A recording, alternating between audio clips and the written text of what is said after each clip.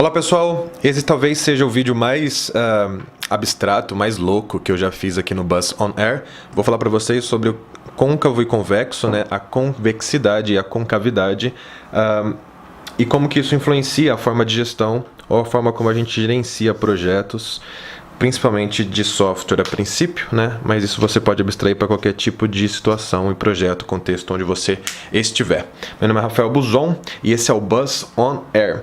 Esse vídeo ele foi muito inspirado.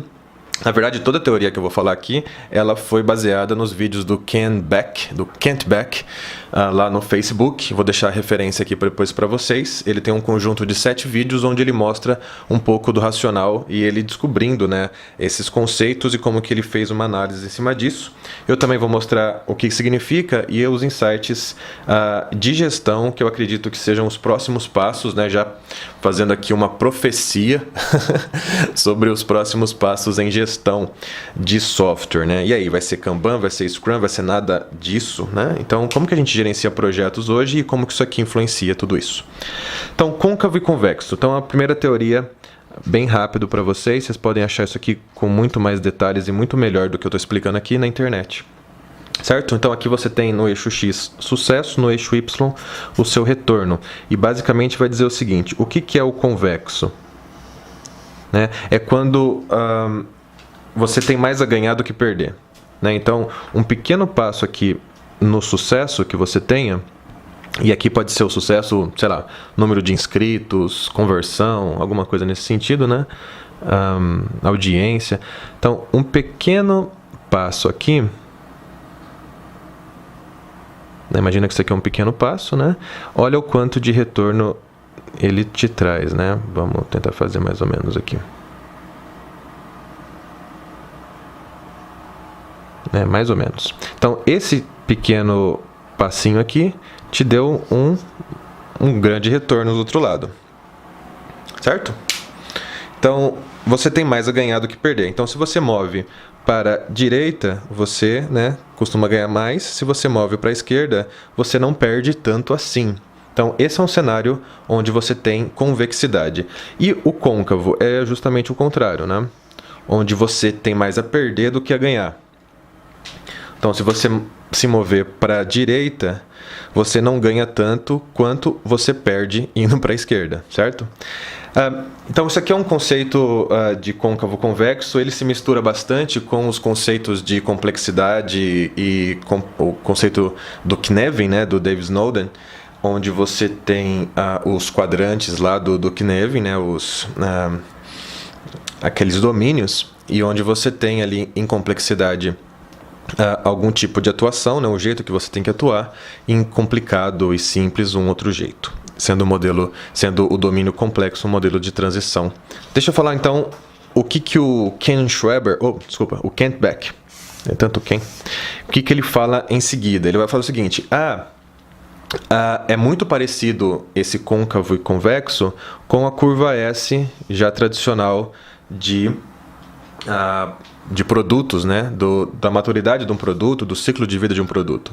Então, você vai encontrar esse retorno, esse comportamento no ciclo de vida de um projeto, onde você tem aqui um investimento e ganhos mais significativos, e à medida que o projeto vai ficando mais velho, cada esforço que você faça não te traz tanto benefícios assim, e você entra num outro momento do projeto, né? Em algum momento aqui, acontece que a curva passa de convexo para côncavo. E aí você começa a administrar mais custos aqui, né? Você não vai querer... você vai querer diminuir os riscos e diminuir os custos, gerenciando um pouco melhor. Você vai ter aqui um pouco mais de controle do que você teria aqui, que você ainda está no momento de descoberta, e ganhos, cada passo que você dá é um ganho grande dentro do seu projeto. Certo? Isso daqui já traz alguns insights bem interessantes. Por exemplo, né, como que a gente gerencia geralmente o momento do projeto, né? Vamos colocar aqui que é o projeto ou produto, né? Então, geralmente a gente fala assim, é Kanban ou é Scrum, né? Mas, na verdade, se você olhar para a situação do projeto no tempo, você tem momentos bem específicos, né? Aqui você tem mais convexidade e aqui você tem mais concavidade. O que talvez, né, me faz pensar que nós deveríamos estar usando abordagens diferentes dentro do mesmo projeto, né? Ou investindo em técnicas, em alguma coisa nesse sentido, práticas, que potencializem esse momento e depois, né, potencializem este momento também. Se aqui eu quero mais controle, reduzir custos e riscos, né, para que eu não perca a margem que eu já ganhei, talvez eu queira aqui algum sistema de controle um pouco mais rígido, um pouco mais disciplinado, enfim. E aqui, no momento mais de descoberta, eu queira promover menos controle, menos restrições, para que eu consiga potencializar esse ganho o mais cedo possível, fazendo com que essa curva seja a mais acentuada possível. A gente gerencia tudo da mesma forma? É uma pergunta interessante, né? Eu realmente, no momento de descoberta, eu realmente promovo descobertas ou eu já assumo algumas coisas e começo a experimentar elas e vou no mesmo plano até o final?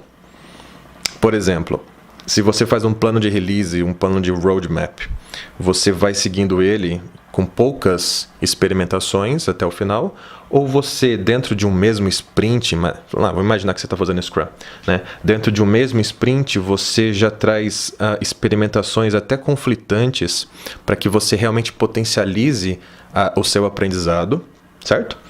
E dê o próximo passo. Ou você não, você já faz ali um conjunto de histórias e só no final da sprint você pensa, vê o que aconteceu e aí, beleza, vamos continuar aqui com o nosso plano, ou então muda uma historinha ou outra.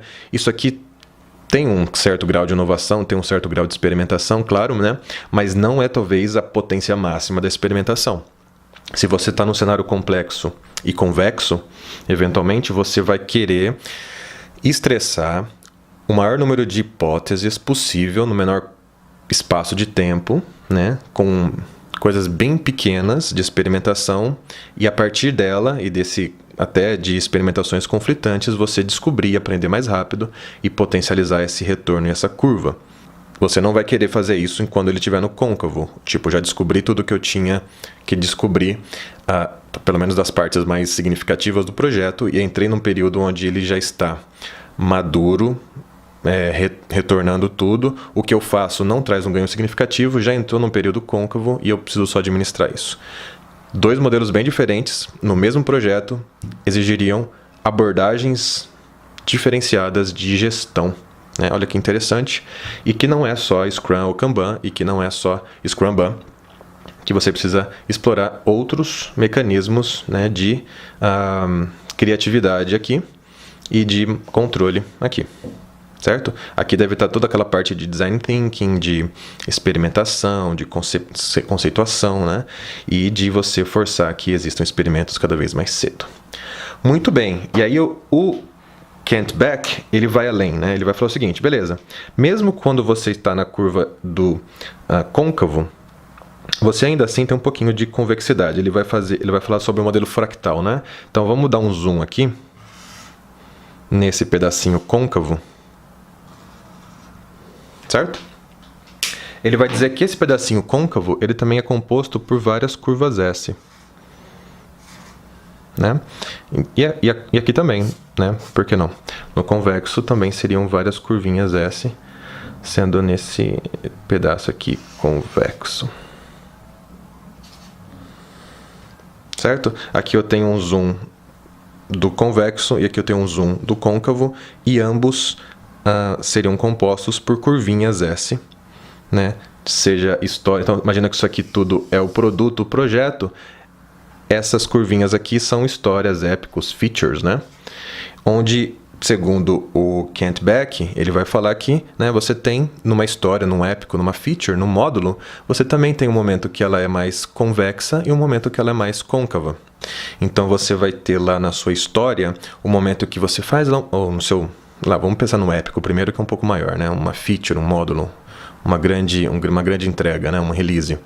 Você tem lá momentos que as historinhas não estão rendendo, tal, você vai lá experimentando e de repente deu certo, você tem um momento convexo, né?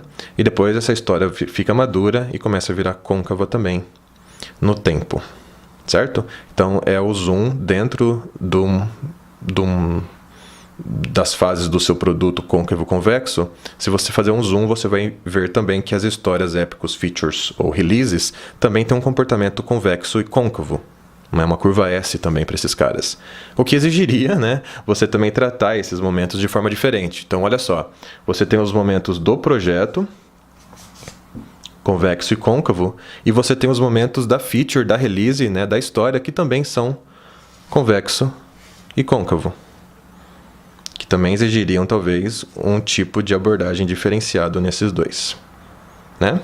A gente pode fazer um outro vídeo no futuro dizendo como que seria esse approach em nível de projeto, né?